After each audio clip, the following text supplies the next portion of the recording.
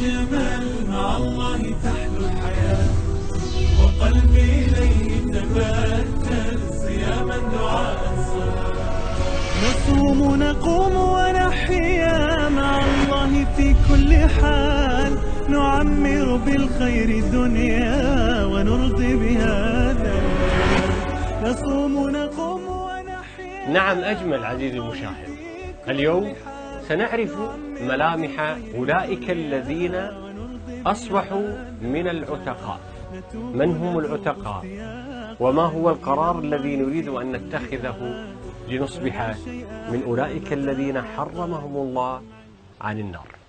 حياتي مع الله أجمل، حياتي مع الله، وقلبي إليه تبتل صياما دعاء صلاة. اللهم اعتق رقابنا من النار. لماذا يتكرر هذا الدعاء؟ تعرف لماذا يتكرر هذا الدعاء؟ لما تعرف أماني أهل النار الأربعة. أهل النار اللهم أجرنا من النار وأعتق رقابنا ورقاب آبائنا وأمهاتنا وجميع المسلمين من النار. أهل النار لهم 4 أماني. الأمنية الأولى يتمنون أن يخرجوا من هذه النار، ويطلبون هذه الأمنية وتحقيقها من الله سبحانه وتعالى. ربنا أخرجنا منها، ربنا أخرجنا منها فإن عدنا فإنا ظالمون. قال اخسئوا فيها ولا تكلمون. بعد هذا الحوار وبعد هذا الرد من الله سبحانه وتعالى ييأس أهل النار من الخروج من النار. ضاعت الأمنية الأولى. انتهى الأمر، قضي الأمر، ما في خروج. فيتمنون أمنية أخرى أقل درجة من هذه الأمنية. يتمنون أمر في الدنيا كل أهل الدنيا يهربون منه ويفرون منه، لكن هذا الأمر يصبح أمنية من أماني أهل النار. يتمنى الواحد منهم أن يموت وأن يقضى عليه في هذه النار. ونادوا يا مالك ليقض علينا ربك، قال إنكم ماكثون. لقد جئناكم بالحق ولكن أكثركم للحق كارهون. يعني إذا من علامات أهل النار أن يكون للحق كارها. نعم، كان في هذه الدنيا يأتيه الحق فيكرهه. ايش يبون هذول؟ ويرده. نسأل الله نعم. ماذا يريد؟ خروج؟ لا خروج. موت؟ لا موت. الله يقل الآن سقف طموحات أهل النار. بعد سنين من العذاب يتمنون أمنية. ما هي هذه الأمنية؟ يتمنى أهل النار أن يخفف الله سبحانه وتعالى عنهم يوما من العذاب. وقال الذين في النار لخزنة جهنم، وقال الذين في النار لخزنة جهنم ادعوا ربكم يخفف عنا يوما من العذاب. قالوا أولم تك تأتيكم رسلكم بالبينات، قالوا أولم تك تأتيكم رسلكم بالبينات، قالوا بلى، قالوا فادعوا وما دعاء الكافرين إلا في ضلال. إذا لا خروج، لا تخفيف، ولا موت. تتعجب من أمنية أهل النار الرابعة. يتمنون في النار أمر كان من أسهل الأمور في الدنيا، بل أصبح في الدنيا هذا الأمر الذي يتمنى أهل النار أصبح مضرب مثل لليسر والسهولة. الواحد فينا لما يكون عنده اختبار في الدنيا ويكون اختباره سهل، ويجي واحد يسأله يقول له كيف كان اختبارك؟ يقول له أسهل من الماء، أسهل من شرب المويه. أهل النار يتمنون في النار شربة ماء. ونادى أصحاب النار أصحاب الجنة ونادى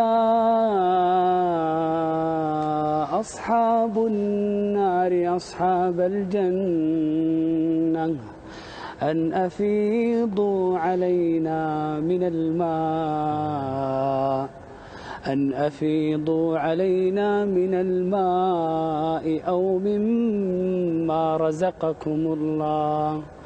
قالوا إن الله حرمهما على الكافرين قالوا إن الله حرمهما على الكافرين. شيخ علي، العجيب أن أهل النار من فوقهم نار ومن تحتهم نار وعن يمينهم نار وعن شمالهم نار، ويلبسون من نار ويأكلون من نار ويشربون من نار. قال الله سبحانه وتعالى: هذان خصمان اختصموا في ربهم فالذين كفروا قطعت لهم ثياب من نار يصب من فوق رؤوسهم الحميم يصهر به ما في بطونهم والجلود ولهم مقامع من حديد كلما أرادوا أن يخرجوا منها من غم أعيدوا فيها وذوقوا عذاب الحريق.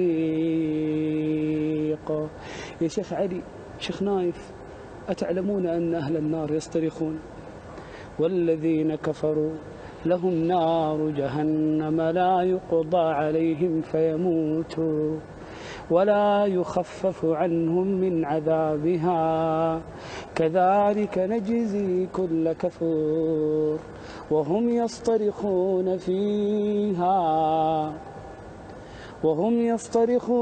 فيها ربنا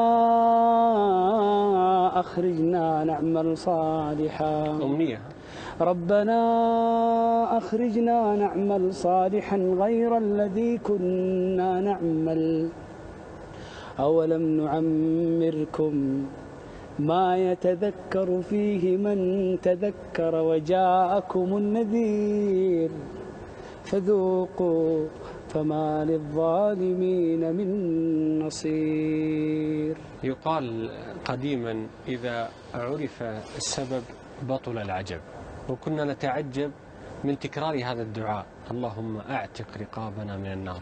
لكن حينما يعرف الإنسان حال أهل النار وأماني أهل النار فعلا يتمنى أن يكون من العتقاء.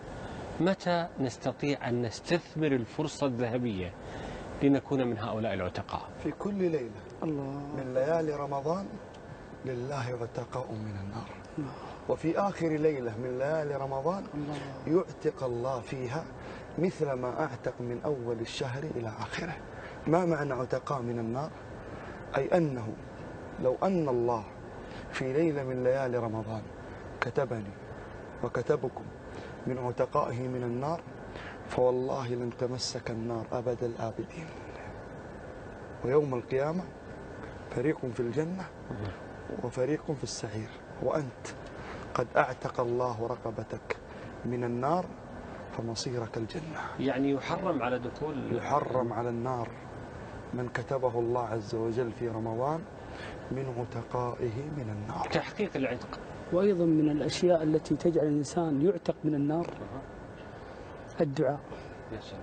الذين يقولون ربنا إننا آمنا فاغفر لنا ذنوبنا وقنا عذاب النار. إذن اتخذ القرار بأن تدعو الله عز وجل بأن نكون ويكون ضيوفنا الكرام ومن يشاهدنا من عتقاء النار في هذا الشهر العظيم. اللهم آمين. اتخذ القرار لتكون حياتك أجمل.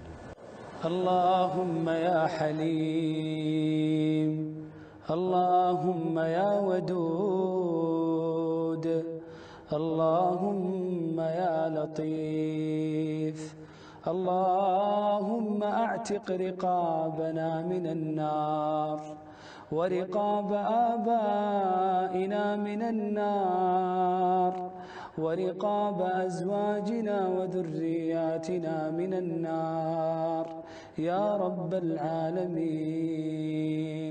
إلهنا وخالقنا ورازقنا، إن لك في كل ليلة عتقاء من النار، اللهم اعتقنا من النار، فإن أجسادنا على النار لا تقوى.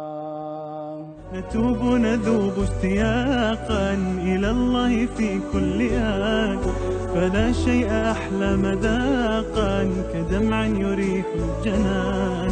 نتوب نذوب اشتياقا إلى الله في كل آن، فلا شيء أحلى مذاقا كدمع يريح الجنان. حياتي مع الله أجمل، حياتي مع الله، وقلبي إليه تبتل صياما دعاء صلاة.